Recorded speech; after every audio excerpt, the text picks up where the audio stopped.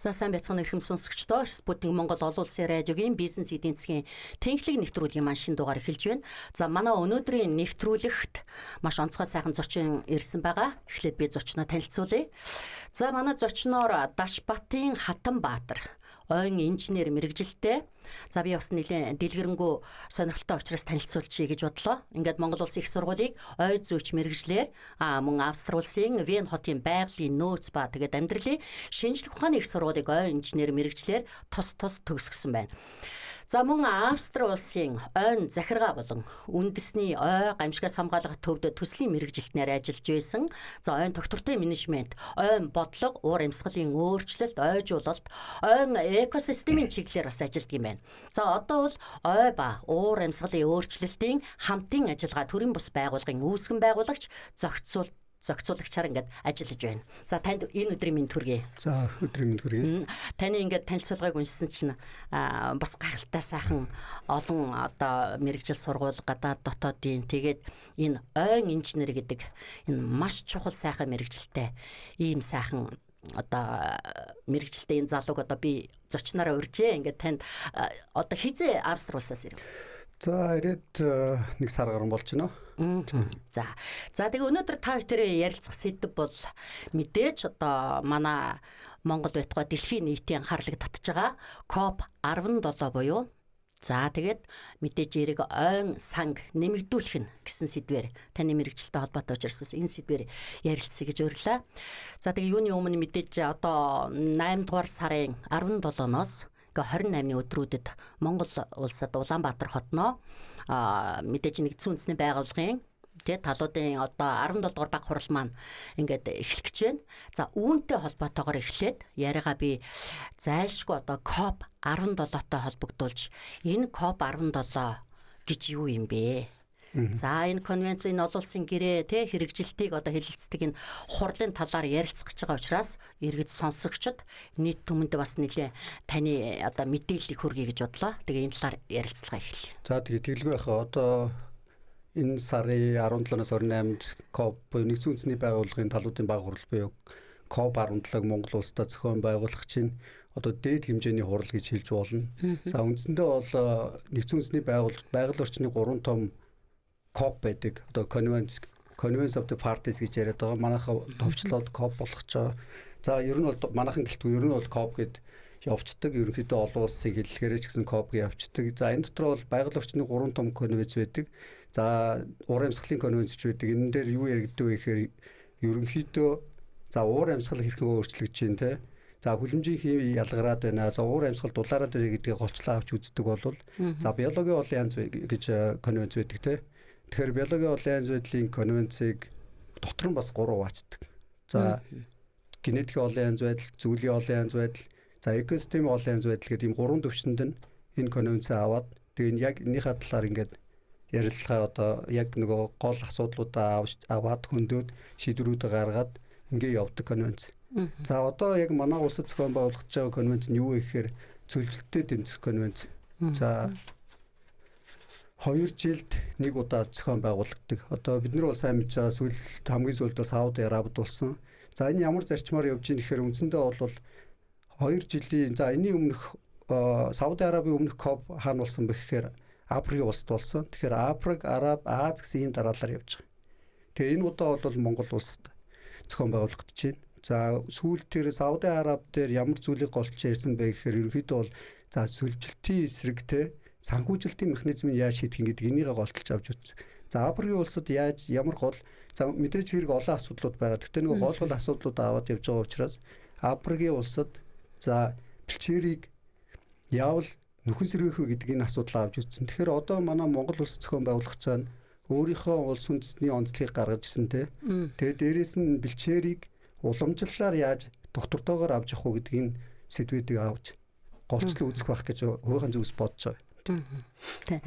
За тэгээ ер нь бол энэ бэлчээр одоо экосистем тэгээ одоо энэ уур амьсгалын өөрчлөлтөөс үүдээд олон янз юм байна л та. Тэгээ энэ COP17 одоо Монголд байтугай дэлхийд одоо анхаарагдаж байгаа энэ цаг үе бол мэдээж маш чухал ач холбогдолтой. Тэгэхээр та яг энэ ач холбогдол талаас нь бидэнд ярьж өгч. Тэглгүй яг ер нь одоо за газар дороотод байна, цөлжилт болоод байна гэл нүдэн дээр мэдрэгдэж байгаа зүйлүүд болоод байгаа тийм. Жишээлбэл манай Монгол улсын нийт газар нутгийн за ойролцоогоор 76-аас 77% нь ямар нэгэн байдлаар газрын дороотолд орсон гэж үздэг. Тэгэхээр энэ яг харахгүй бидний амьдрал дээр одоо бидэнд мэдрэгдээд байгаа зүйл те. Тэгэхээр энийг бид нэр ганцаараа шийдэх боломж байхгүй. Монгол улс ганцаараа энэ зүйлжилтийг энэ уур амьсгалын өөрчлөлтийг шийдэх боломжгүй учраас энэ нэгдсэн үндэсний байгууллага гэдэг улсад нэгдсэн улсууд сайн дураараа нэгдээд энэ КОП гэдэг зүйлийг анх 1970 оноос үүсэлтэй гэж ярьдаг. За анх энэ бид нар нэгдэх хэрэгтэй байна. Энэ цөлжилтийн эсрэг тэмцэх хэрэгтэй байна. Энийг яаж сааруулах вэ? Гангийн менежментийг яаж хийх вэ гэдэг юм асуудлуудаа гаргаж ирээд ярьж байгаа. Тэгээд нөгөө гол зүйлээ 94 онд анх Парист анх за энэ цөлжилтийн конвенц гэдгээ батлаад 96 онд манай улс ороод тэгэхээр энэ мэн бол өөрөө нэг улсын асуудал биш, хил дамсын асуудал учраас нэгдчихэж энэ газрын дороотлыг цөлжилтийг энэ цаашлаад одоо зөвхөн газрын дороотл биш те одоо малчтын иргэдийн амьдралд ялангуяа Монгол улсад газар дороотл те тэгэхээр мэдээж хэрэг нөгөө өвсний нөөц мөн багасаад эхэлнэ. За цаашлаад нөгөө байглаасаа бэлчээрээсээ хараат амьдардаг малчтан маань ямар нэгэн байдлаар орлогогүй болж эхэлнэ.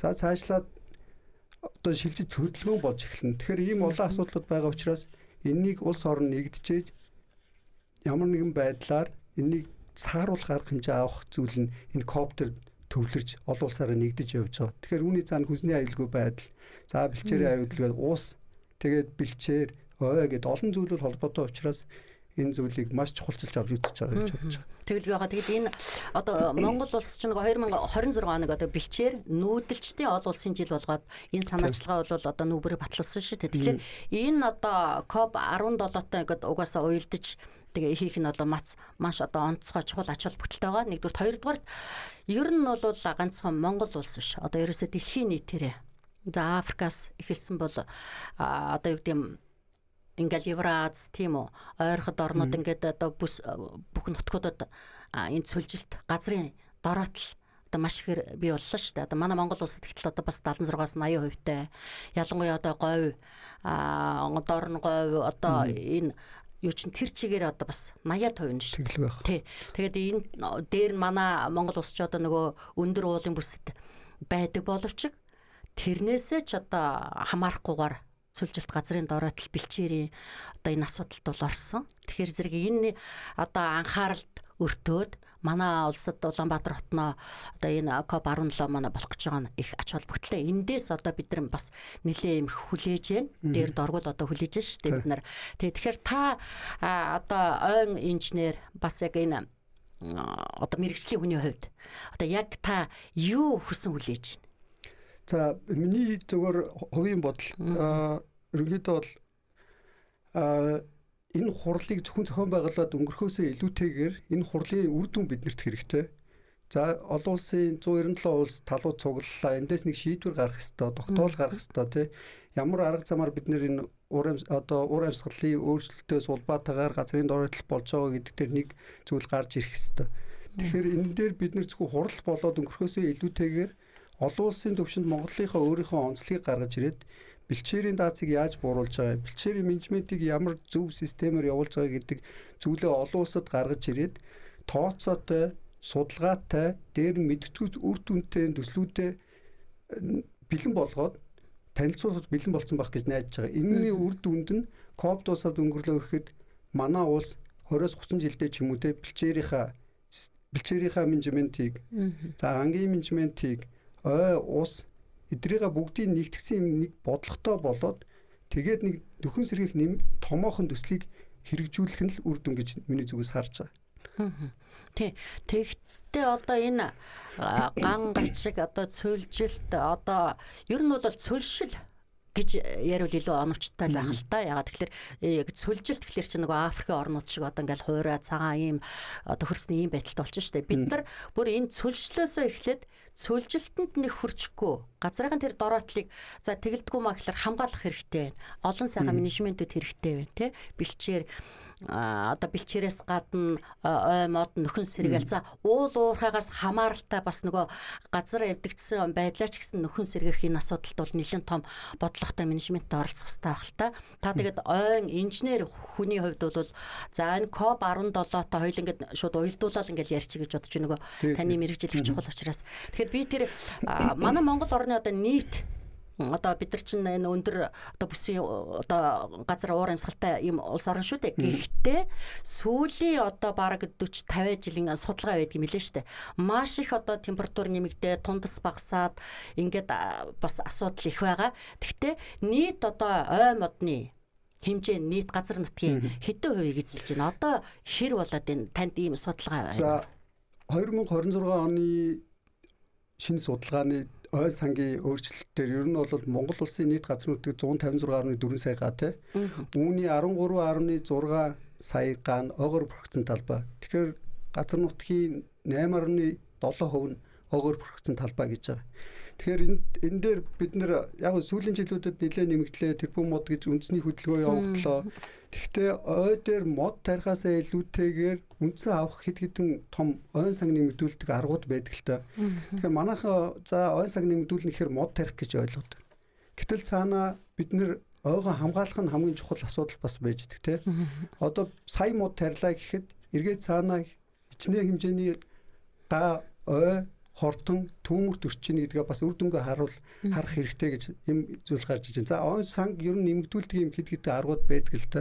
За нэгдүгээрт бол мэдээж хэрэг ойгоо бид нэр хамгаалах хэрэгтэй байгаа ойгоо. Түүмрээс ойн түүмрийн асуудал манай Монгол улсын хамгийн том асуудал те. Богинохон хугацаанд асар их хэмжээний ойг сүйтгэдэг ойн түүмэр бол. За дараагийн асуудал бол хортон шавжны асуудал ярьж байгаа. Ойн одоо ширмэс навчаар хооллогч те.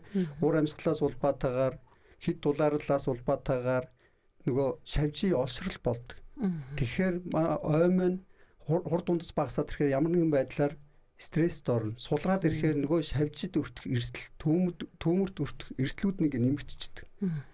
Тэрний дараа өөр юу байна гэхээр за манад ерөнхийдөө одоо энэ байгаа ой мэн бүтцийн хөвд, за эрүүл мэндийн хөвд гэж яриа те хүмүүст ойлгохоор тэр бүтц маань ерөнхийдөө 2016 онд олон зорилттой он тоолго гэж явагдсан Монгол улсад. Нэгдсэн үндэсний байгууллагаас одоо хөдөө аж ахуйн байгууллагаас нь гэсэн үг. Тэгэхээр энэний дүгнэлтээр Монгол улсын ой зарим бүс нутгаараа хөгшөө ойд орцсон байна. За хөгшөрсөн ой маань өөрөө өсөлт нь удааширсан байна. За тэрнийхээ улмаас хортон шав түүмэрт нэрвэх тийм ийм нөхцөл байдалд орцсон байна гэсэн ийм асуудал таа. За модны одоогийн бүтэц гэсэн үг шүү дээ тийм. За дараагийн нэг асуудал бол за миний хувьд шүү. Би зүгээр өөрийнхөө зүгээс л тайлбарлаж байгаа. За ой менежмент таархан байгаад байна уу да гэж харж байгаа. Энэ юу хэлэх гээд тэгэхээр ойг зөвхөн хамгаалах биш.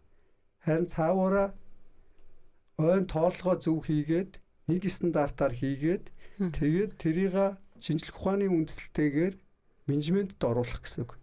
Энэ ойн тооллого гэснээс ер нь бол нөгөө зах зээлд орох үе хүртэл бол одоо 80-аас 90 он гэдэг юм уу юу штэ одоо их аятайхан сайхан явж ирсэн. За тэгээд зах зээлд орсноос хойш бол бас жаахан алдаа оноо гарсан тал би сайн талжл байгаа бах. Тэгээд одоогор бол би ойн тоолгыг бас арай боломжтой үнэнд шуурхай хийж ийн гэж бол сонссон. Тэгээд ойн тоолго гэснээс бас ингээд ер нь энгийн иргэд бид нар ч ингээд мэдэхгүй шүү дээ. Ингээд битүү шигүү өндөр одоо гэдэг олон ой мод одоо мод тариал байж ивэл сайн гэж бодсон чи үгүй юм шиг байна лээ тийм ээ. Бас сэрийг хамгаалж тэрий чинь арчлах одоо за тэрбум мод тарилаа гэж бодоход за одоо юу гэдэг нь 100 мянган мод тарилаа гэхэд тарих нь яах вэ? Тэрийг арчилж ургуулж хэдэн яг ургах уу? Хэдэн устгах уу гэдэг ингээд олон асуудал байгаа даа. Та тэгэхээр сүүл одоо ингээд бидний тарьж байгаа тэрбум модны хүрээнд тарьж байгаа энэ мод тариалтын тий одоо энэ бодиттой статистик тоо байгаа юу? Одоо энэ хичнээн нь яг үр дүнтэй ургаад хэдэн мэдээж олон жилийн хугацаанд ургаж бид нар үр дүнгийн олон жилийн дараа л үзнэ л дээ. Тэглээ яг. Ер нь за тэрбум мод ихснээс хойш нийгмээрээ ер нь хандлага бол мод тарих хандлага руу ерөнхийдөө бол орсон. За тэр хүрээнд бас манай ойн салбарч бас нэлээдгүй ахиж дэвшилтэй явж байгаа.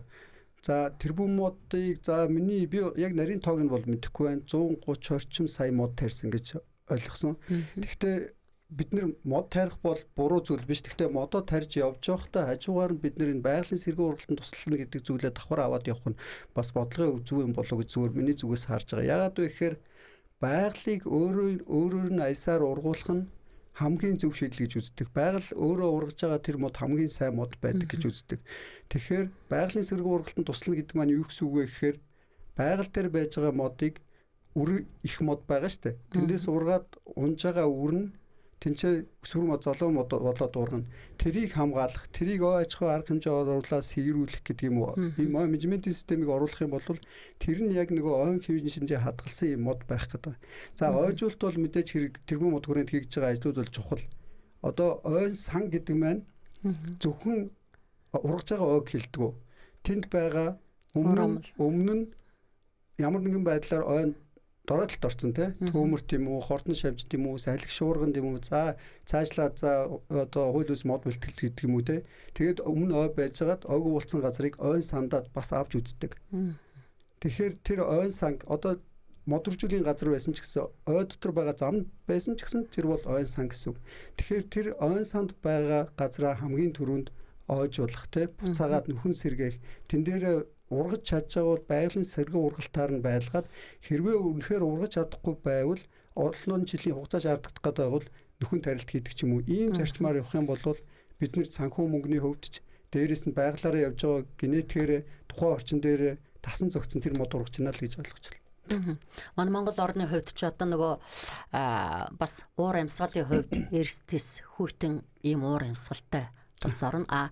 Ер нь ингээд мод тарихад хамгийн төсвөртэй тий Монголд одоо таарсан энэ уур амьсгал нөхцөлд таарсан одоо ийм шин гэдэг юм уу ургамал модыг тарих ийм боломж хэр байдаг. Одоо ч ерөөсөө ийм болчлоо штэ. Дэлхийн нийт маш хурдтай өөрчлөгдөж байна. Уур амьсгалч өөрчлөгдөж байна. За бүхэл юм ногоон шилжилт, ногоон санхүүжилт, ногоон л болчлоо.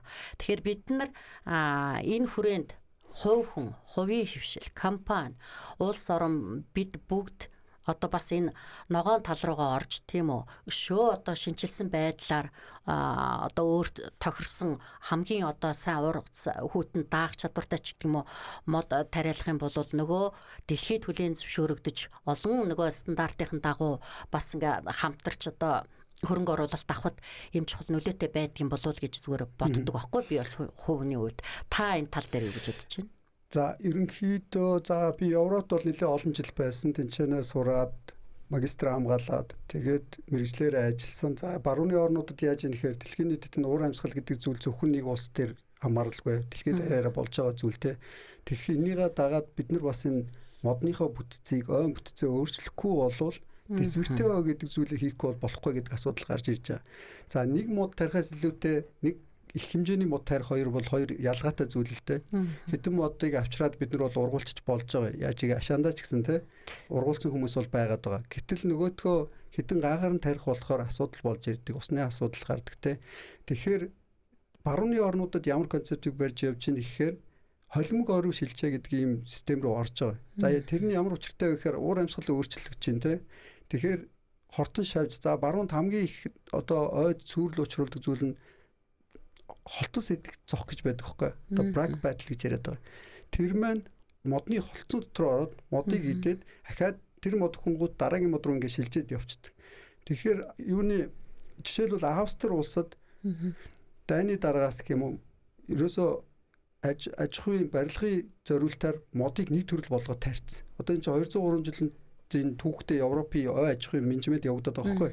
Тэгэхээр нөгөөдөл чи одоо гацуур модыг нэлэнгүүд нь ингээд газар нутагтаа тарьчихж байгаа. Нөгөөдг нь уур амьсгал өөрчлөлтийн хэрээр нөгөө холц идэх зөх маань их болоод дулаарах тусам бүр их болоод тэгээд тэр ойг тэр чигт нь тэр зох идчихэж байгаа байхгүй. Тэгэхээр бид нар юу хийх ёстой юм бэ? За уур амьсгал бол угаасаа өөрчлөгдөж байгаа юм. За бүгдээрээ одоо 2 градусд барьдаг ч юм уу. Ямар нэгэн арга хэмжээ дэлхийн нийтээр хамтраад энэнийхээ үүргийг хүлээгээд тайлангаагаа явдгийг гэдэг нэг юм зөвшөлтсөлд хүрч байгаа. Гэтэл нөгөө оймын устдаад байдаг хортон шавжинд яваад байдаг тэгэнгүүт нөгөө чинь ямар арга авах гэдэг нь ихээр энгийнээр бол холимог ойр шилжиж байгаа. За нэг хэсгийн ой байж хат нь тэнд нь навчит модыг оруулж ирээд холимог ой гэдэг нь 2-5-аас одоо тармилжуулах нь тийм тарж байгаа. Одоо модоо тариад модныхоо зүйлийг нэмэгдүүлж чинь. Төрөл зүйлийг нэмэгдүүлэх. Тэгэхээр нөгөө зөвхөн модны тэр гацуурыг иддэг холцох маань цаашаа явахгүй тэрэндээ хүрээд тэр нөгөө нэг одоо мотолител гэж ярьдaltaй одоо амьдралтын хөв гэх юм уу тэргээрээ ингээд үлдэх нь үлдээд байгалийн замаараа зохицуулах чинь гэсэн. Тэгэхээр ер нь дэлхийд даяараа ялангуяа за Европын орнууд хоошоо Скандинав руу бол арай өөр. Тэгэнгүүт тэр хэд маань юу гэж нэхэр ерөөсөө холимог ойтой болёо. Энэ маань уур амьсгалын диспертэй болох юм байна. Нэг тийм зүйл рүү шилжиж байгаа. Одоо манад одоо хоёр дахь би түрүү хэлсэнтэй ойн төмрийн дараа ойн хортон гэж аюултай зүйл байна. Асар их талбайг устгадаг, сүйтгэдэг те.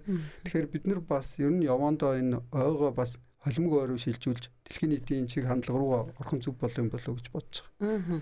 Яг би энийг асуух гэж байна. Одоо Австри улсад бас олон жил сурж тэндээ ажиллаж бас ингээд туршлага хөрөмтлүүлсэн хүний хувьд бол манай Монгол улсад яг энэ онцлогтой тохирсон одоо ямар технологи одоо нутагшуулах уу гэд ингээд энэ талаар дахиад та нэг жаахан дэлгэрэнгүй яриад гэж. Одоо бид нар чинь техник технологи хүртэл бас өөрчлөлмээр байна. Ер нь техник технологи маань хүртэл одоо энэ байгаль дээлтэй их дэлхийдээ тий халгүй бас ийм сайхан шилжилтүүд хийвэл зөв санагдаад идэг байхгүй юу. Бас л энэ ч нөгөө уур амьсгалынхаа өөрчлөлтийн дагуу бид нар бас юу ах хэвээр шүү дээ хичээх хэвээр. Тэгэхээр зэрэг та энэ тал дээр одоо яг Австри улсаас гэдэг юм уу одоо энэ Европын улс орнуудаас төрийн бас байгууллагаараа ч юм уу дамжуулаад одоо яг ямар онцлог тохируулсан одоо ямар технологи ямар одоо бид нар хэлбэрээр ажиллаж энд юуг нутагшуулж болох вэ? Ерөнхийдөө за Австри улс маань Монгол улсыг хоорондоо энэ хоёр улсыг хоорондоо зүгээр харьцуулаад үзэхэд мод ургаж байгаа тэр нөхцөл байдал маань тис өөр.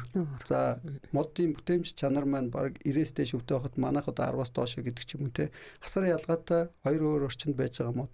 Тэгээ нөгөө нийгэм түүхийнхэн соёлоор нь хөөгөөд үзэхээр маш удаан соёлтой ой аж ахуйн соёл маань хэдэн зуун жилээр ингэж үе дамжаад ирсэн юм соёлтой. За тентхийн одоо ноу хав гэдэг ч юм уу те тэр соёлыг Монголд оруулж ирээд яг тэр концептээр нь хийнэ гэхээр бас учир дутагдaltaй.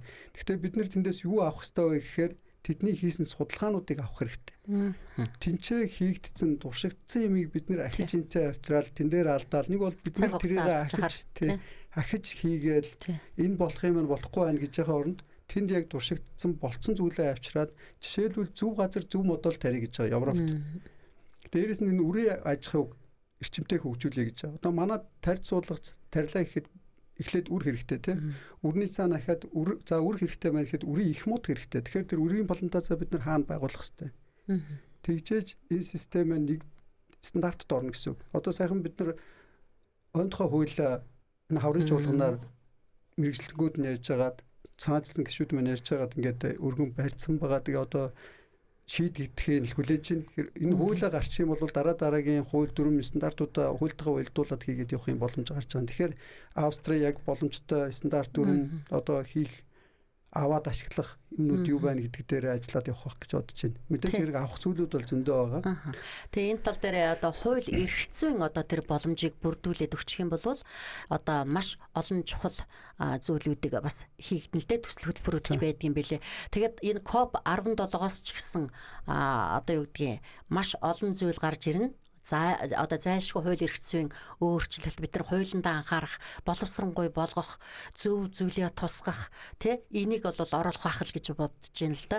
За нөгөө талаар бол одоо нөгөө газрын доройтой бэлтшээр гээд хоёлоо бас ер нь энийг их том сэдв учраас бүр ингээд нэг хоёлоо бүр сэдвээсээ хайлаад яриад ивэл дийлдэхгүй л байх л та одоо маш богино цаг хугацаа байгаа юм чинь. Гэхдээ зайлшгүй нэг юм айгүй хэцүү санагдаад байдаг байхгүй тэр тэдэргүй нийт нутгийн одоо нөгөө 78% цүлжилтэнд өртөх гэж байна гэдэг миний нэг яриадсан цүлшил явагдаад байна те. Тэгэхээр зэрэг энд чи одоо эннээс үүдээд ерөөсө хамгийн чухал юм бол хүнс хоолны асуудал Монгол улсын хувьд ч биш дэлхийн нийтээрээ. За энэ одоо бол геополитикийн нөхцөл байдал ч гэсэн ингээд ороод нөлөөлөхөр хэцүү болно шүү дээ алстаа.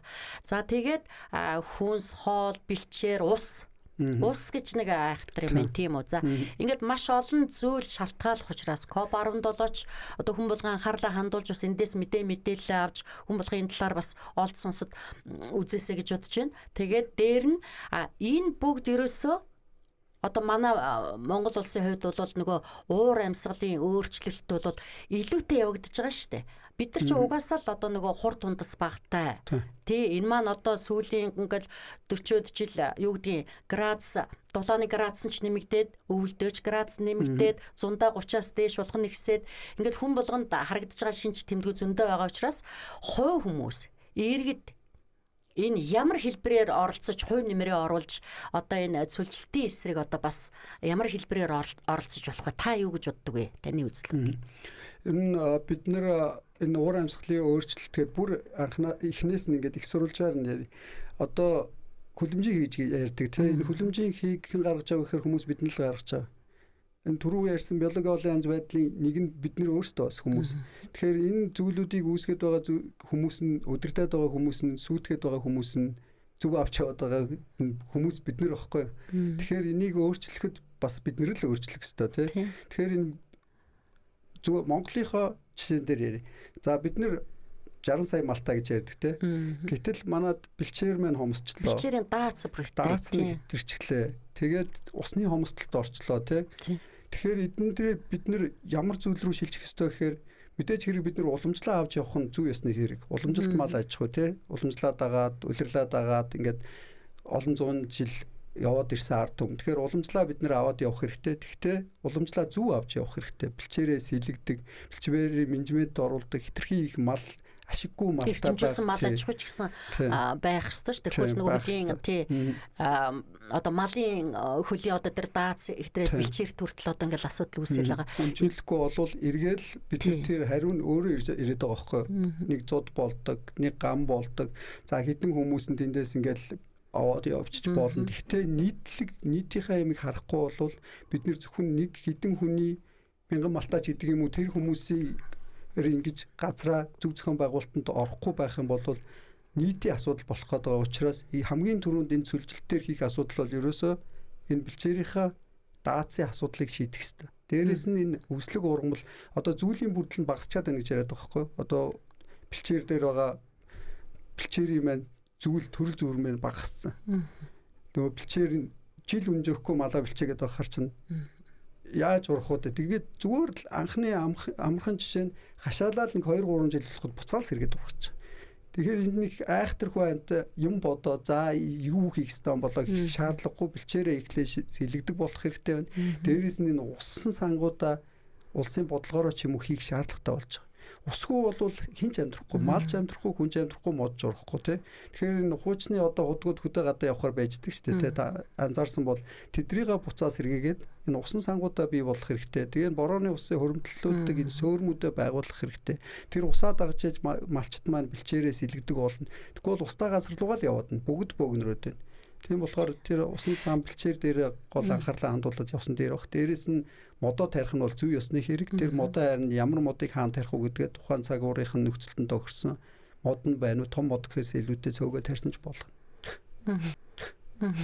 Энэ борооны ус нөөцлөх, борооны ус ашиглах энэ их чухал асуудал шүү дээ. Би урд нас нөгөө тойрог эдийн засгийн бас нэг нэвтрүүлэг хийж хатаа ярьж ирсэн. Тэгээд энэ манай дээр бас энэ бүрэн боломжтой мөртлөө огтоос ерөөс ингээд нэг ярьдгүй нэг асуудал бол энэ байгаад байгаа. Бид нэр 101 хэдхэн сарда тий борооныхоо усыг бас ингээд нөөцлөөд тэртээ рүү гадаргуу одоо хур тундас багтаа жил бол бид нар борооны усыг нөөцлөх бас боломж биш дээ.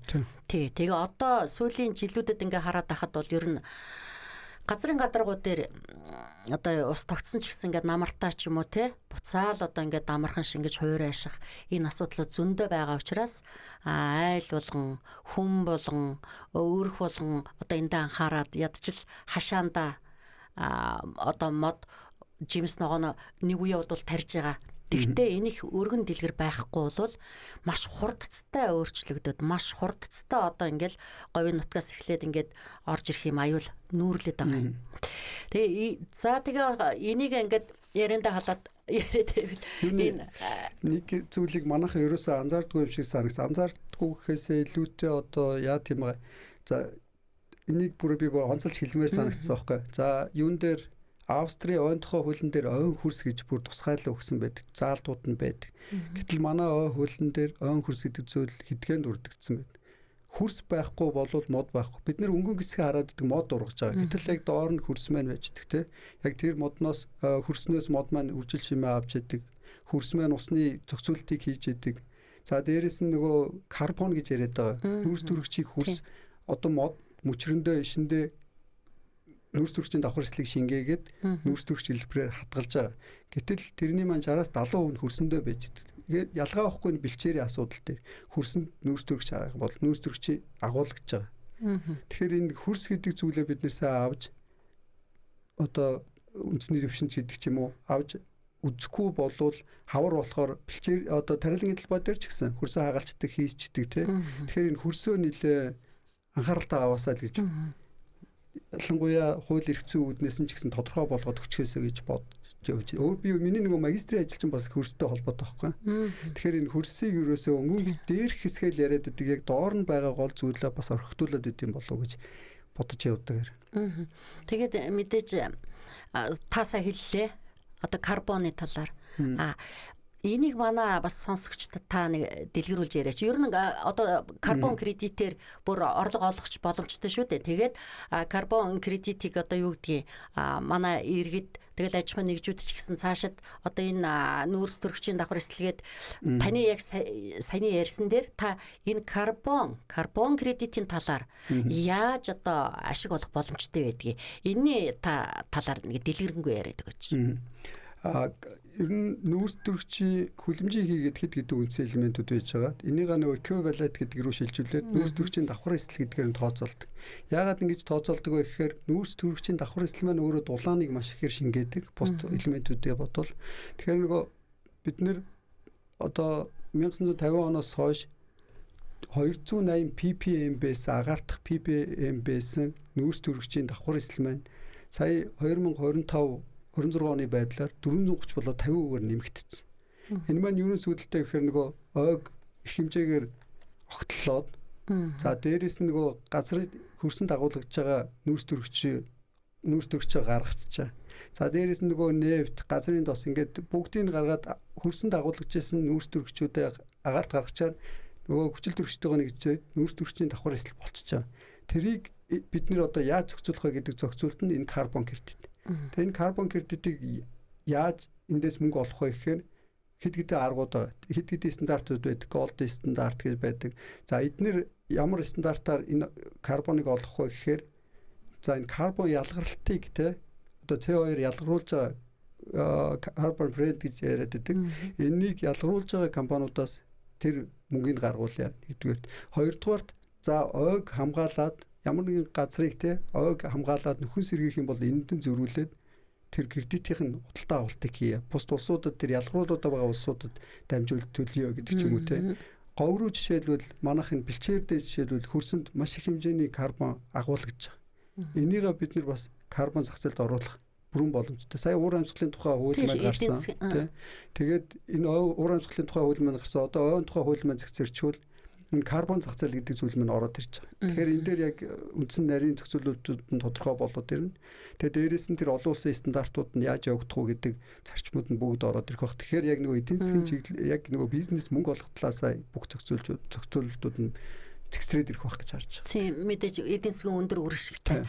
Тэгээд би бас энэ далмаар сонсогчдоо бас хэлмээр байна л да. Та бүхэн яг энэ талаар сайн судлаад олон мэдээлэл аваад энэ карбон кредит эндээс яаж бас ашиг орлого олох боломжтой байдгийг сайн судалж үзээрэй гэж хэлмээр байна. Сүүлийн үед бол угаасаа ногоон шилжилт дижитал одоо юу гэдгийг шилжилт гэл ингээд бүх юм өөр болж штэ. Бид нар энэ болгонтой одоо маш хурдтайгаараас мэдээлэлтэй ойр байх хэрэгтэй байна. За нөгөө талаар бас энэ та сая ярьлаа стандарт гэд. Ер нь бол бид нар одоо бас Монголдо нэлээ олон ингээд стандартуудыг одоо мэдэж цаашид хэрэгжүүлэх шаардлагатай болоод байгаа юм л да. Ягаад гэвэл дэлхийн өөрөө ийм стандарттай байж ээж хөрөнгө оруулалт өөх санхүүжүүлэгч гэдэг юм уу ийм одоо болчиход байгаа. Ер нь ийм шаардлага үүсчихэд байгаа. Тэгэхээр та сая одоо энэ стандартуудыг нэг та мэдж байгаа ESG гэд байгаа тийм ээ. Одоо энэ стандарт одоо нөгөө байгаль дээлтэй байгалийн нөлөөлөл. За энэ талаар манай үзэгчдэд бас яг энэ нөгөө мэргэжлийн хувийн хувьд одоо нэлээ сайхан ярьж өгөөч. Би яг нөгөө ой дээр ойн салбараас одоо манай саяын өргөн барьсан хуулийн дээр хэд хэдэн гол заалтууд орж ирсэн. Энэ дээр ой эдийн засаг гэдэг заалт орж ирсэн. Эннийгээ түшиглээд яг ой дээр ямар стандартууд байх ёстой, яаж Европын орнд энд ойгоосоо бизнес хийгээд мөнгө олдъё, манад ямар боломж байгаа гэдгийг тайлбарлсан зүгээр байх гэж бодож байна. За үндсэндээ бол яг ойн салбар дэлхийн хэмжээний 2 том стандарт байдаг. За PEFC гэдэг Program for Endorsement for Certification гэдэг. Нөгөөх нь EPC гэдэг. Ийм 2 том стандарт. Энэ 2 стандарт байж бид нэр Монгол улсаас модон бүтээгдэхүүнүүдээ бусад улс руу борлуулна гэсэн үг. Энэ стандартуудын цаана ямар шалгуур байдаг гэхээр үндсэндээ Sustainable Forest Management гэж ярьдаг те доктортой ой менежментийг хэрэгжүүлсэн байх шаардлага. Ерөөсөө гол шаардлага.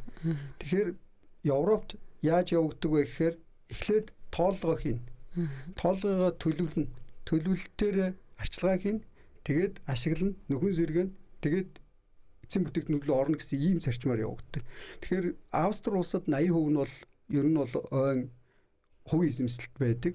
Тэднэр маань модоо бэлтгээд хаанаас мод бэлтэх үү гэдгээ бэлтгээд тэр Sustainable Forest Management гэдэг нь одоо selective cutting гэдэг одоо ойг одоо их хэмжээгээр огтлохгүй гэсэн үг.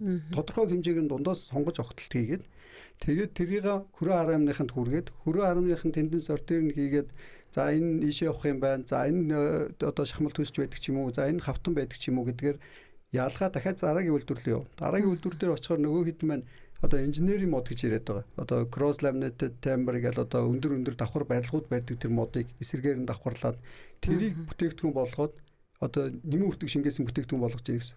За зарим бүтээгдэхүүнүүд нь за Хятад руу ч юм уу Сауди Араб руу ч юм уу ингээд бүтээгдэхүүн болоод тавилга болоод ингээд буцаад ирдэг юм эдийн засгийн системд. Тэн дээр энэ 2 стандартыг шаарддаг.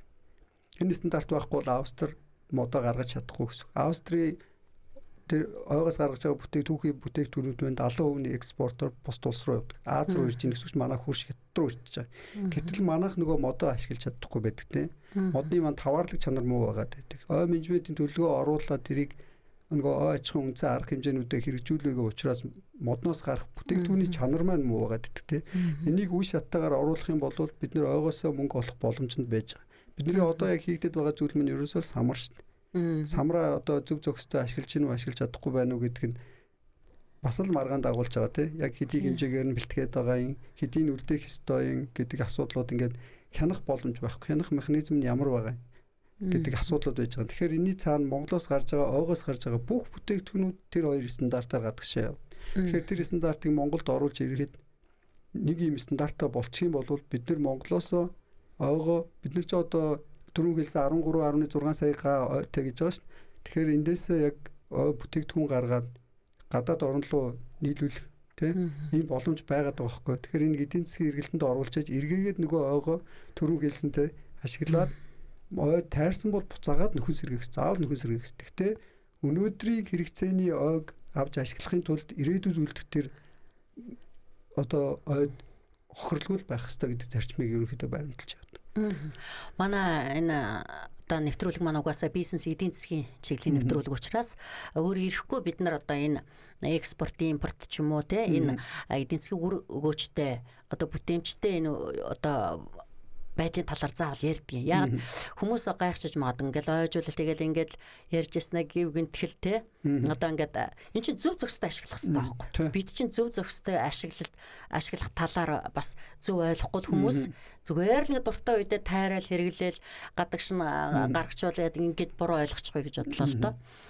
Ер нь дөрөв бас ярианыхэнд хэлжсэн шинжлэх ухааны үндэслэлтэйгээр модо ой аж ахуй арга хэмжээгээ явуулах л ёстой. Тэр нь цаанаасаа тэр нөгөө стандарт маань өөрөө тэр шаардлагыг тавьждаг учраас ойгоо ер нь зөв зөвхөстэй ашиглаад тэндээсээ мөнгө олоод буцаага нөхөн сэргийгээд тэрнийхээ хүрээнд нөгөө ойн сан гэдэг маань ойн нөөц гэж яриад байгаа зүйл маань ой менежмент явуулснаар бас сайжирч яадаг. За одоо ер нь бол ингээд Монгол улсын хувьд бол яг ингээд юу багтай тэр мод тарих гэж хаа тэгээд ингэж уг нь бол модон идэлэл модон бүтээгдэхүүн таны яг саяны ярьсан тэр таваарлаг шинж гэж байна шүү дээ тий. Тэгэхээр энэ бизнес экспорт бид чи ихэнхдээ л одоо импортаар л авч байна л та. Би бас ард иргэдийгээ тэгээд үйл ажиллагаа явуулдаг бизнес эрхлэгчдийгээ, аж ахуйн нэгжүүдийгээ бас энэ эдийн засгийн эргэлтэнд зөв ороод ер нь экспортлоос гэж айгүйх боддог. Энэ экспортыг бас дэмждэг хүний нэг байхгүй юу? Одоо тэг харин одоо Евразийн эдийн засгийн төр хэлэлцээр сая болоод худалдааны төр хэлэлцээр болоод одоо ингээд 3 жил үргэлжлэх Евразийн хэлэлцээр хэрэгжиж шүү дээ. Одоо экспортлох одоо юм л байдаг юм бол экспортлох хэрэгтэй байдаг. Гэтэл яг тэр хэмжээнд одоо явцын дунд ингээ харахаар экспортлох бүтээгдэхүүнүүд нь байгаад идэггүй. Бид нар одоо Евразийн бараг 200-аад сая бизнес хүмүүст ингээ зах зээл байгаад идэг. Тиймэрхүү байдлаар бол энэ одоо экспортын энэ чиглэл рүү орсон юм. За одоо бид цаашид ер нь бол бидний яриад байгаа цөлжилттэй тэмцэх, уур амьсгалын өөрчлөлттэй тэмцэх. За энэ бүхний эцэст ерөөсөө бид ирээдүй бас өөр хүүхэд ирээдүйдээ үлдээх одоо ой модтой тийм үү? Байгалийн одоо тэр экосистемийг бас хадгалж ингэж авч үлдээх ийм л зорилготой байгаад байгаа шүү дээ. Би тэгж л ойлгоод байгаа. Ерөнхийдөө за 3 үндсэн зарчмыг баримталдаг. За экологийн хувьд тэнцвэрээ авч явах хэрэгтэй. За нийгмийн хувьд авч явах хэрэгтэй тий. Тэгээд дээрэс нь эдийн засгийн хувьд энэ 3 тэнцвэрийг авч явж байгаа чинь ойн доктортой менежмент гэдэг зүйл маань байх хэрэгтэй. Бид нэр зөвхөн хамгаалаад байвал мэдээж хамгаалах ёстой. Гэхдээ хамгаалж ээж бид нэр тэр дотроо зөв менежментээр, зөв судалгаагаар, зөв одоо баталгаан дээр үндэслээд тооцоо наривчлалтайгаар ойгоо ашиглаад явахгүй бол бус улсын жишг рүү шилжихгүй бол бид нөгөө талдаа хамгаалаад байдаг, нөгөө талдаа хордон төртөөд байдаг, өөр төмөр төртөөд байдаг гэдэг ийм асуудлууд байгаад байдаг. Тэгэхээр тэр ойнхон бүтээмж чанарыг сайжруулах хэрэгтэй. Ингийн тул дээр ой менежментийн ой аж ахуй арга хэмжээг сэргэжүүлэх, огтлж гэдэг юм уу бүх зүйлийг хийх хэрэгтэй. Энэ одоо 200 3 жил Европт ингээд нэгэнт хийгдээд ирсэн. Одоо ойгоо бүр ингээд удирдаад за ямар байх уу, ийх үү гэдэг рүү орчоод байна л та. Тэгэхээр манайх газар нутгийн хувь том боловч ойн хэмжээгээр бусд Европын ч юм уу жижиг улсуудтай харьцуулбал ой ихтэй шүү дээ. Австри улс жишээлбэл 4 сая талбай ойт. Гэтэл энэ чинь нийт газар нутг нь 8 сая. Тэгэхээр манай нэг аймагтай за 80 орчим мянган кубик одоо квадрат метр талбай гэсэн үг шүү дээ. Тэгэхээр энэ газар нутгийн хувьд харьцуулахаар бага хэмжээтэй ойтой болчиход байдаг. Тэгэхээр энэ бид нар энэ баялгаа зөв зохистой ашигла зөв зохистой зохион байгуулахаас өөр сонголт байхгүй. Тэгжээж энэ ойгоо хамгаална зөв зохистой явах хэрэгтэй л гэж зүгээр миний хувь хүний үзэл бодол. Гэхдээ нөгөө зарим талаас нь за энэ хүмүүс энэ ойг хамгаалах ашиглах гээд байгаа юм байна гэдэг ч юм уу. Нөгөө яг нарийн цаана судлагдаа, шинжлэх ухаан батлагдаад яаж явж байгаа гэдэг юмнуудыг мэдэхгүй хүмүүс мэдээллийг хүргэх ёстой хүмүүс нь яг мэргэжлийн хүмүүс байхгүй. Тэглгүй яхаа. Та ойн инженер мэргэжлийн хүний хувьд бол бас би бас яг тэгж л бодож байна. Шинжлэх ухааны үндэслэлтэй бид нар ашиглая. Нөхөн үржүүлээ, нөхөн сэргээ гэдэг иймэрхүү асуудал гэдэг эдийн засгийн эргэлтэнд оруулж бас өөр ашиг нь хүртэх ёстой. Нөгөө талаар одоо бидэнд бол яг хөө ингээд нөгөө манай Монгол улс чинь өндөрлөг бүс газар тий бас өндөр бүслүүд 2000 м-ээс дээш 2200 м гэл ингээл дээш одоо ингээ ой модтой газрууд ингээл байгаа л да.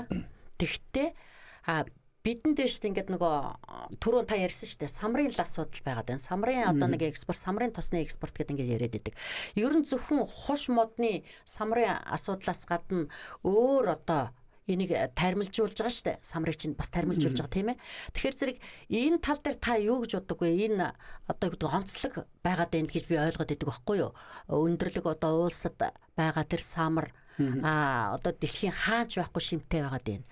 За яг ийм маягаар шимтэй бүтээгдэхүүнүүд нөгөө нэмүү өртөг шингээж экспортлох юм боломжтой бүтээгдэхүүнүүд нь одоо энэ онцлогтой уулс газар нутгаас өөр ямар бүтээгдэхүүн байж болох вэ? Жимсг нь байж болох. За самар хийм талаас нь судалгаанууд нэлээд хийгдээд за Монголд ургаж байгаа хуш модны самар ийм бүтээмжтэй байна гэдэг судалгаануудыг хүмүүс бол нэлээд хийсэн харсан. За энэнийг дагаад ялгаа авахгүй яг энэ уур амьсгал цагуурын нөхцөл байдлаар магадгүй жимсэн. Би бол яг мэдгүй зүгээр яг магадгүй байгаль дээр ургаж байгаа жимс нь бас бус оронд ургаж байгаа нэг төрөл зүйлийн жимснээс илүү байх магадлал байгаа гэж харж байгаа.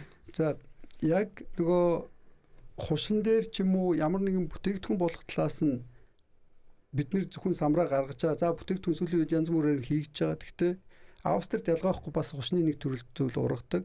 Тэндээс асар их бүтээгдэхүүнүүдийг гаргаж байгаа. Тэр дандаа Америк руу байна уу, Азийн орнууд руу байна уу, бүх газар руу экспортлдог. Тэгэхээр манайх бүтээгдэхүүнийхээ төрөл зүйлийг нэмээд замдгүй судалгаа шинжилгээтэй нэлээд юмнууд хийгдэх баг. Тэгэхээр зөвхөн тэр хушнаас гарч байгаа бүтээгдэхүүн гаргаж болж байгаа бол эргээд нөгөө хушиндаа нөхөн сэргээдэг хушийнхаа одоо нөхөн сэргээх боломжийг бүрдүүлдэг те. Одоо түүхт бид нэр мундаад байна гэд хаасаагүй хушин мундагдсан хушнууд байждаг те. Тэгээд энэ чинь нэг байгууллага очиод төвөхгүй шүү дээ. Тэр чинь тэр орон нутагт байж байгаа нутгийн иргэд бас нэг амжиргаагаа залгуулах гэж байгаа хүмүүс баг. Гэхдээ энэ нөгөө байгальтай ээлтэй технологи ашиглаад ингээд хийгээсэй гэж бодож байгаа. За тэр бүтээгдэхүүн талаасаа гэхвэл манад за одоо яг тим ийм гэд хэлчих бол бүтээгдэхүүнүүд алга. Ерөнхийдөө бол манад хийж байгаа зүйл бол за гэрээ мод хийж чинь. За нэг айхтар бүтээгдэхүүн гэсэн зүйл рүү ерөөсөө гарахгүй байна. Ягаад тэгэхээр бид нар өөрсдөө технологи нь алга, техник нь алга, юм оруулж ирж ингээд суурьшуулсан зүйлүүд алга. Одоо энэ on partnership гэдэг ойн түншлэгээ Европын холбооны энэ хоёр дахь стрим 2 гэдэг төсөл нь хэрэгжих гээд одоо яригдаад байж байна. Энэний хүрээнд за эдийн засгийн ямар эргэлтэнд оруулах боломжтой ойгоос ямар бүтээгдэхүүнүүд нэмэн өртөг шингээхий. За дээрэс нь энэ ойн менежмент хийгдсэн газруудаа яаж зохион байгуулах явах хэрэгтэй байна. Тэгээд энэ хууль эрх зүйн ийм гурван зүйл дээр ажлууд нь хийгдэх юм байл. Тэгэхээр яг энэ хүрээнд ямар ойгоос гарч байгаа тэр модон бүтээгдэхүүнүүдээр нэмэн өртөгч гэсэн ямар бүтээгдэхүүн хийдэг гэдэг ийм судалгаа юмнууд нь гараад явах байх гэж бодож байна. Би энэ бас яагаад асуусан гэхээр энэ нөгөө бид нар мэдээж хэрэг байгалийн одоо онгогийн шимтээ зэрлэг жимс гэж ярьдаг шүү дээ. Энийг ингээд өргөлж бас түүгэл тэр чи одоо ямар хязгааргүй дуусахгүй юм биш. Одоо гэхдээ тармилжуулж энэ дээр одоо айнс нэрс гээд онцгой сайхан амттай жимсүүд байгаа. Гадны орны одоо нэрс гэл ингээл бас амт мутал гэдэг шүү дээ. Энэ нэг айл болохоор тэр бүр үндсээр нь ингээд суглаад үгүй хийгээд бүр багасгаад нөөц нь багасгаад ингэчгүйгээр тармилжуулах энэ дээр одоо бүр яг тэр шим тижээлийн найхад хадгалж чаддгүй маа хэтэ хүлэмжийн агропарк агро одоо юу гэдгийг ингэж нээлттэй энийг бас бий болгосоо гэдэг зүгээр хальт энэ жимсхний ярьсан. За одоо хоёул манай нэвтрүүлэгч ингээ ярьсаар байтал чи нэг мэдхэд л одоо дуусгах нь. Танай төрийн бус байгууллага их сонирхолтой санагдлаа. За тэгээд ийм туршлагатай энэ Австри улсад бас олон жил ажиллаж сурсан энэ туршлагатай хүн одоо байгуулсан төрийн бус байгууллага байгаа. Нэгдүгээр одоо тэргүүн зорилт юу тавьж байна танай байгууллага? За ер нь байгуулсан зорилго маань би өөрөө Австри улс сургууль төгссөн учраас тэнцээ төгсөн Европын холбооны найзууд байгаа. Дараа нөгөө ажилд ороод цуг ажиллаж байсан ажлын хамт олон гэж байгаа. Тэгээ тэр хэдтэйгээ ярилцаад за нэг төрийн бус байгууллага байгуулах хэрэгтэй байна. Тэгээд яг энэ хүрээндээ Монголд үйл ажиллагаа явуулах хэрэгтэй байна. Болж игэл олон улсын руу чиглэсэн Монголд хэрэгжүүлэх боломж адаглаад наазахын консалтингийн үйлчилгээ үзүүлдэг ч юм уу те зөвлөхийн Монголд яаж нөө аж ахуйг сайжруулах хэрэгтэй, менежментийг сайжруулах хэрэгтэй. За нөгөө нэмэн өртөх бүтээгдэхүүн юу байгаа гэдэг энэ зорилгоор байгуулагдсан. Тэгээ одоогоор бол яг тодорхой бол ажил хийгдээгүй явж байна. Саяхан байгуулагдсан болохоор. Ер нь бол гол зорилго маань багш нар маань байна. За профессорууд байж байна. Тэгэл нөгөө найзуудын хүрээнд нөгөө хэдийгээ Монгол руугаа үрж авчираад за Монголынхаа ойтой танилцуулъя, ийм онцлогтой шүү, ийм газар шүү. Энд дээр юу хийх боломж байна? Зөвлөх юм юу байна гэдэг талаас нь. Тэгээ тэгэлгүй яагаад тэгэхээр та бол бас энэ сурсан мэдснээ өөрсдөө дээр багштайгаа одоо туршлагын очраад энэ Монгол орондоо бас нэлийн хийх байхаа би итгэлтэй байна. Одоо сүүлийн үед энэ ойн инженер гэдэг мэргэжил одоо энэ залуучуудад та одоо нөгөө ойн инженер хүний хувьд энэ одоо мэргэжлийг эзэмшиж одоо энэ ногоон их дэлхийдээ өөрийнхөө бас чадах одоо бүхнэл хийвэл одоо энэ сайхан биш үү ирээдүйд хин ч гэсэн үр хүүхд бүх юмдаа энэ байгаль дэлхийгээ сайхан ногооноор нь л үлдээхийг бодож байгаа шүү дээ. Тэгэхээр та энэ мэргэжлийг одоо энэ залуустаа бас сурталчлалын хаашаа ямар ч гэсэн энэ мэргэжлийн сайн сайхан одоо бүр юугаараа бахардгийг яагаад заавал хүмүүс ойн инженер болох хэрэгтэй вэ? Ер нь олон залуучууд энэ ойн инженер болоосоо би тэгж боддог байхгүй юу? Хөдөөж их сургууль одоо бас зөндөө олон мэргэжлүүд байна шүү дээ. Тэгээд энэ ойн тал руу нэлээд чиглэж байгаа учраас ирээдүйтэй мэргэжлүүдийн нэг гэж би хараад байгаа. Та энэ талаар яриач. Тэглгүй яг Европт хомсдолтой мэргэжлүүд гэж байдаг. Тэрний нэг нь бол ойн инженер гэдэг мэргэжил байдаг. За бид нэр бакалавра хамгаалах юм бол ой зүүж, за магистр хамгаалах юм бол ой инженер. Би ер нь техник тал руу сурсан болохоор ой инженер гэдэг яг Австрийн сургалтын системийг нь одоо манай их сургууль дээр Mountain Forestry гэдэг яг ийм олон улсын хөтөлбөр бас байдаг. Дэлхийн өнцөг болон орноос ирсэн хүмүүс ой инженер одоо ой мэргэжлэр сурдаг. За би болохоор яг Австри улсад герман хэлээр нь магистрт яг инженер гэдгээр нь сурсан. За Монголд ямар боломжууд байдаг вэ гэхээр одоо сүүл тэрбум мод гэж нэлээд яригдлаа. Нэлээд сайн явж байна. Тэгээ энэ хүрээнд бас олон хүмүүсийн мэргэжил рүү хөрвсөн. За шинээр сурхан сурж байгаа. За энэ мэргэжил маань өөрөө энэ дэлхийн нийтийн анхаарлын төвд байж байгаа. За түрүүний хэлсэн 3 копиг холбож байдаг ийм онцлогтой мэргэжил. Яг тэр цөм дээр нь байж байгаа. Тэгэхээр энэ олон улсын хөтөлбөрт хамрагдах боломж нь байж байгаа юм. Гадаад дотоод ажиллах боломж байж байгаа. Монголдо ажиллах боломж байна. Орон нутагт ажиллах боломж байна. Яг ойн салбар дээр бизнес хийх боломжууд байж байгаа учраас дээрээс нь байгалийн сайханд ажиллана гэдэг чинь хамгийн сайхан зүйл шүү дээ. Тэгээд тарьсан модоо урахыг харах шиг бас сайхан зүйл байхгүй. Тэгээд мод тарина гэдэг чинь байгаль хамгийн буянтай одоо тийм амь оруулж байгаа хамгийн том буян гэж ярьдаг. Тэгэлгүй хатсаа энд зайлшгүй нэг бас нэг асуух юм байна л да. Одоо нөгөө хоёлоо газрын доороотл нөхөн сэргээлт за ой моджуулт гэл ингээл олон талаар ярьлаа л да. Бид бол гэхдээ та тэр ч одоо ингээд нэг ерөнхий юм яриад байгаа шүү дээ. Ерөнхий энд ингээ ороод бүр нарийн задарч яриул илүү сонирхолтой сайхан яриа өрнөх бах. Гэхдээ манай Монгол улсын хувьд нэг асуудал нь за газрын доройтол одоо нөгөө шорон шуургыг хүртэл одоо хятадууч нь танах эндээ анхаараач одоо ийшээ нөгөөд ингээд нэлгээд бүх асуудал болоод идэг. Энэ шорон шуургач одоо бас л газар одоо хөрс доройтод гадаргуу чиггүй болсон учраас ингээд асуудалд ороод байна шүү дээ. Тэгвэл бас нөгөө талаар уул уурхайн асуудал байна. За уул уурхайн энэ нөхөн сэргээлт нь яг одоо боддоор компаниуд бол яг нэр заагаад яг одоо ингээд нөхөн сэргээлт хийж ийн л гэдгийг. Гэхдээ энэ нөхөн сэргээлт нь яг нөгөө байгалийнхаа эргээд нөгөө хөрс шороондоо ургасан тийм нөхөн сэргээлт байж чадах уу үгүй юу гэдэг ч бас эргэлзээтэй. Тэгэхээр энэ уул уурхаагаас үүдсэн одоо энэ нөхөн сэргээлтийг яаж хийвэл зүг байдаг юм бэ? За манайх тэрбум модны хүрээнд ойн салбар уул уурхайн салбарууд амлалтаа аваад явж байгаа юм бэл.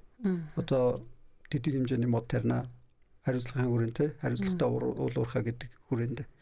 Тэгэхээр мэдээж хэрэг тэр газрыг сэндэжсэн хөрсийг эргүүлсэн болвол буцаад нөгөө түрүү ярьсан хөрс маань маш удаан хугацаанд буцаад нөхөн өмнөх байсан хэмнэдээ ордог тий.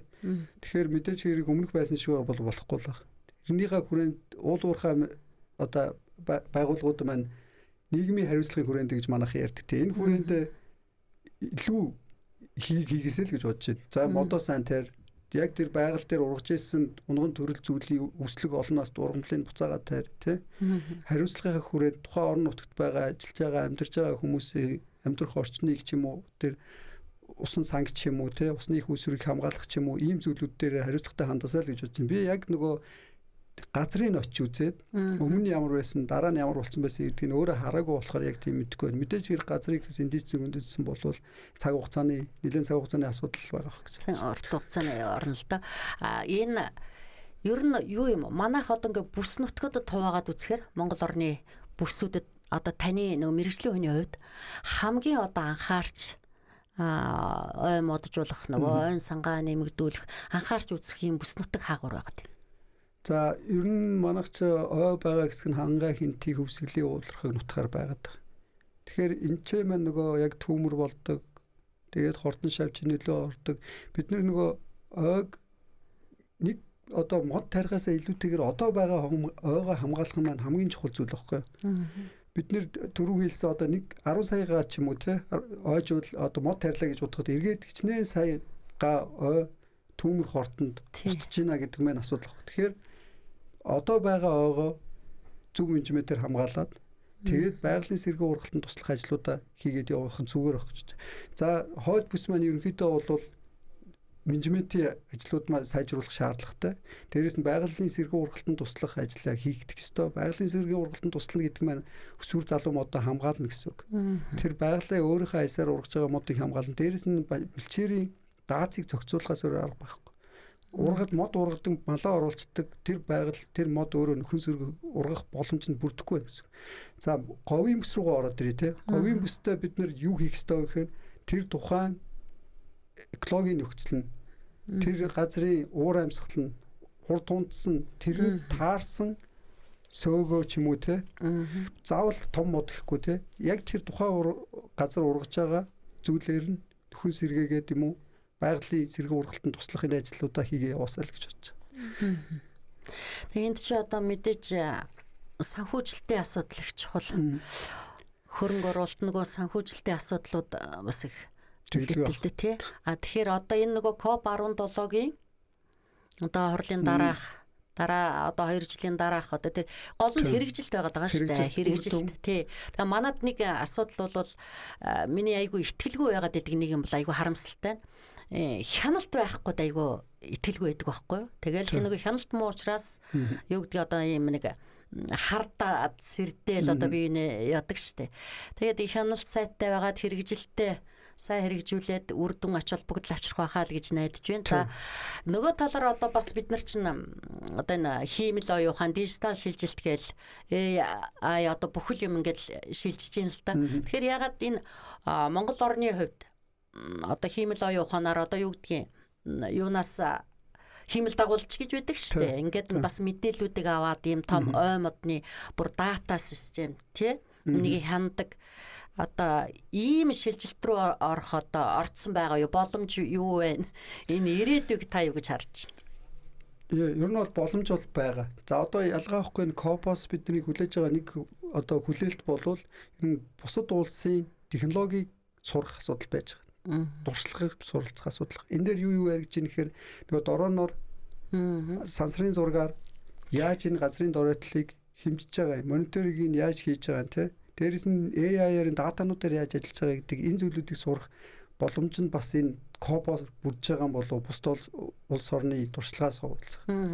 Тэгээ би бас тэгж бодож байгаа. Одоо 292 төсөл угаасаа танилцуулагдаж ингэж энэ тал дээр бас орж ирэх байхаа. Тэгвэл бас ирээдүй бас цаг хугацааны хувьд ч гэсэн хурдан шийдтэй хөгжил сайхан болох байх гэж. За ингээд нэвтрүүлгийн цаг дууссан байна. Тантай өшөө сайхан ярилцмаар байлаа.